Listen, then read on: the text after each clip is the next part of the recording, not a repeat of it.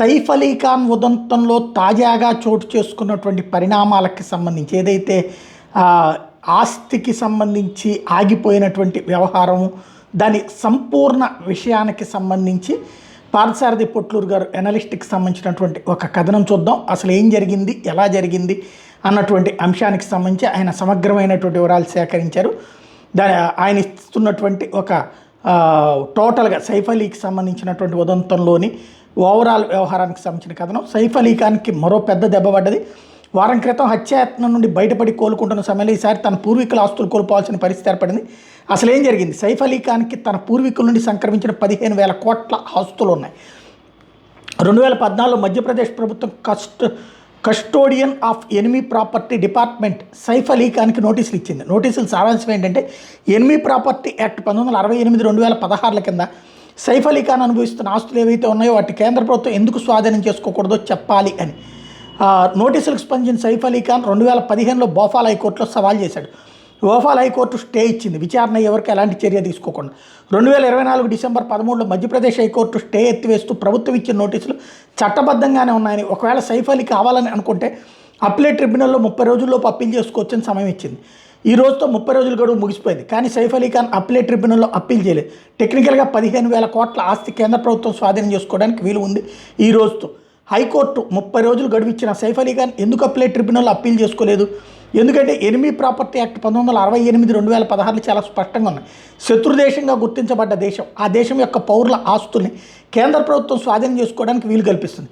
Enemy property act 1968 దేశ విభజన తర్వాత పాకిస్తాన్తో యుద్ధం చేయడం వల్ల, పాకిస్తాన్ చైనాతో జరిగినటువంటి యుద్ధం వల్ల చైనా దేశాలని శత్రు దేశాలుగా, పాకిస్తాన్ని చైనాని శత్రు దేశాలుగా పరిగణిస్తూ ఆయా దేశాల ఆస్తులు భారత్లో ఉన్న మరియు ఆయా దేశాల ప్రజల ఆస్తులు మన దేశంలో ఉన్న వాటిని గుర్తించి కేంద్ర ప్రభుత్వం స్వాధీనం చేసుకోవచ్చు.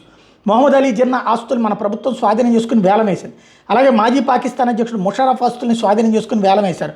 ముంబై పేలుళ్ల సూత్రధారి దావుద్ ఇబ్రహీం ఆస్తుల్ని కూడా వేలం వేశారు. అయితే ఎనిమీ ప్రాపర్టీ యాక్ట్ 1968లో కొన్ని లూప్ హోల్స్ ఉన్నాయని గుర్తించిన ప్రభుత్వం 2016లో ఎనిమీ ప్రాపర్టీ యాక్ట్ 1968ని సవరించి కొత్త చట్టం చేశారు. 2017లో పార్లమెంట్లో ద ఎనిమీ ప్రాపర్టీ బిల్ ఆమోదపొంది చట్టరూపం దాల్చింది. కొత్త చట్టం ప్రకారం శత్రువుకి చెందిన వ్యక్తిగత ఆస్తులు, వ్యాపారాలు వాటిని ఎలా గుర్తించి స్వాధీనం చేసుకోవాలంటే అంశాలకు స్పష్టంగా సవరించింది. కొత్త చట్టం ప్రకారం దేశం వదిలి పాకిస్తాన్ లేదా చైనా పారిపోయినా లేదా వలస వెళ్ళిన వారి ఆస్తులు వారసులు ఎవరు మరియు వాళ్ళకి ఆస్తులు హక్కు ఉంటుందా లేదా అన్నది స్పష్టంగా చెప్తుంది.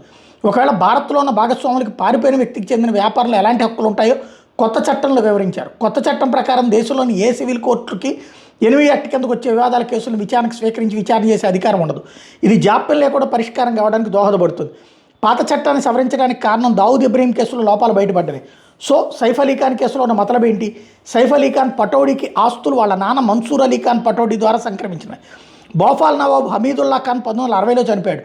వారసురాలిగా అతని పెద్ద కూతురు అబీదా సుల్తాన్గా అప్పటి ప్రభుత్వం గుర్తించింది. కానీ అబీదా సుల్తాన్ తన తండ్రి మరణానికి ముందే, అంటే 1950లో పాకిస్తాన్ వెళ్ళిపోయింది. తన భారత పౌరసత్వాన్ని వదులుకొని అబీదా సుల్తాన్ చెల్లెలైనటువంటి సబియా సుల్తానాని వారసురాలుగా గుర్తించారు. ఎనిమీ ప్రాపర్టీ యాక్ట్ని 1968లో అమల్లోకి వచ్చింది కాబట్టి తమ ఆస్తులు భద్రంగానే ఉంటాయని భావించారు. కానీ అసలు వారసురాలు అబియా సుల్తానా పాకిస్తాన్ వెళ్ళిపోయింది కాబట్టి ఆ ఆస్తుల మీద మిగతా వారసులకు హక్కులు ఉండవు. సవరించిన చట్టం ప్రకారం భారత ప్రభుత్వానికి చెందుతాయి. 1968లో ఎనిమీ ప్రాపర్టీ యాక్ట్ అమల్లోకి వచ్చిన కాంగ్రెస్ ప్రభుత్వం చూసి చూడనట్టు వదిలేసింది. అయితే ఎవరు శత్రు దేశానికి వెళ్ళారు, వాళ్ళ ఆస్తులకి తాలూకు వారసులు ఉంటే ఏం చేయాలి అన్న దాని మీద 1968 యాక్ట్లో వివరాలు లేవు. దానివల్ల వివాదాలు సివిల్ కోర్టుల్లో దశాబ్దాల తరబడి నాంతూ వచ్చాయి. 2016లో సవరించిన బిల్లులో ప్రతి ఒక్క అంశాన్ని స్పృశిస్తూ స్పష్టంగా పేర్కొన్నారు. అలాగే సివిల్ కోర్టుల జోక్యానికి అవకాశం లేకుండా చేశారు. 15,000 కోట్ల ఆస్తులకు వారసురాలైన పాకిస్తాన్ వెళ్ళిపోయింది 1950, కాబట్టి అది శత్రు దేశానికి చెందిన ఆస్తిగానే పరిగణిస్తారు. 1947 దేశ విభజన తర్వాత భారత్ నుండి ఎవరైతే పాకిస్తాన్ వెళ్ళిపోయారో వాళ్ళ ఆస్తులు ఆటోమేటిక్గా కేంద్ర ప్రభుత్వ ఆధీనంలోకి వెళ్ళిపోతాయి. ఈ కేసులో భోపాల్ నవాబ్ హమీదుల్లా ఖాన్ వారసుడిగా బ్రతికే ఉన్నాడు 1960 వరకు, కాబట్టి అలానే కొనసాగే ఆస్తులు. కానీ హమీదుల్లా ఖాన్ చనిపోయాక అతని వారసురాలు పాకిస్తాన్ వెళ్ళిపోయింది కాబట్టి ఇక వారసత్వం అంటూ ఏమీ ఉండదు. సబియా సుల్తానాకి సైఫ్ అలీ ఖాన్ మనవడు మన్సూర్ అలీ ఖాన్కి తల్లి అవుతాడు. ఆస్తి దక్కాల్సింది అబీదా సుల్తాన్కి, కానీ ఆవిడ పాకిస్తాన్ వెళ్ళిపోవడం వల్ల సబియా సుల్తానాకి, తర్వాత మన్సూర్ అలీ ఖాన్ పటౌడీ, తర్వాత సైఫ్ అలీ ఖాన్కి వచ్చింది. 2015 నుంచి 2024 డిసెంబర్ వరకు మధ్యప్రదేశ్ హైకోర్టులో వారసత్వం మీద విచారణ జరిగింది.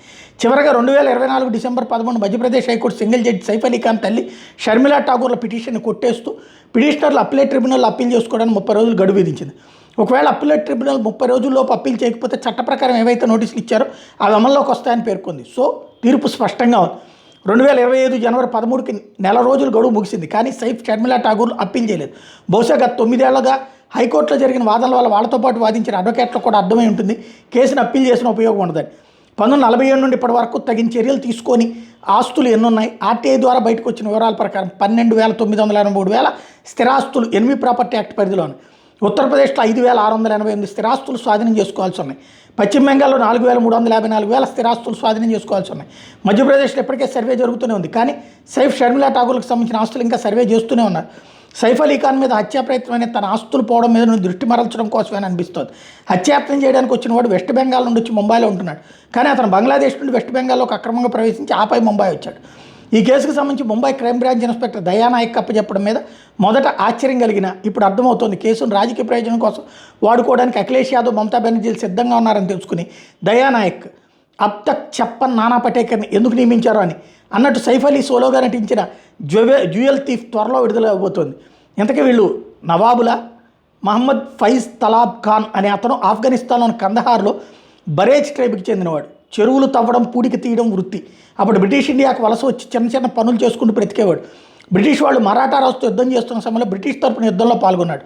తర్వాత బ్రిటిష్ వాళ్ళు ఈ ఫైజ్ తలాబ్ ఖాన్కి హర్యానాలోని గుర్గావ్ దగ్గర ఉన్న పటౌడి అనే గ్రామాన్ని ఇచ్చారు. అప్పట్లో చిన్న చిన్న గ్రామాలు కలిపి ఒక చిన్న రాజ్యంగా ఉండేవి. తలాబ్ అంటే చెరువు అని అర్థం కాబట్టి చిన్నతనంగా ఉంటుందని పటౌడిని తగిలించుకుని తలాబ్ని వదిలేశారు. అప్పట్లో నెహర్ కాలువ పక్కన ఉండేవాళ్ళని నెహర్లు అని పిలిచేవారు. అది క్రమంగా నెహ్రూ అయింది. అసలుకి జమీందారీ అని పిలవచ్చు కానీ చెప్పుకోవడానికి క్లాస్గా ఉంటుందని నవాబు తగిలించుకున్నారు. పటౌడి నవాబులు తగిలించుకున్నవే. అసలు పేరు తలాబ్ సైఫ్ అలీ ఖాన్ పిలవాలి. మహమ్మద్ సైఫ్ తలాబ్ ఖాన్ సంతానం అందరూ దేశ విభజన తర్వాత పాకిస్తాన్ వెళ్ళిపోతే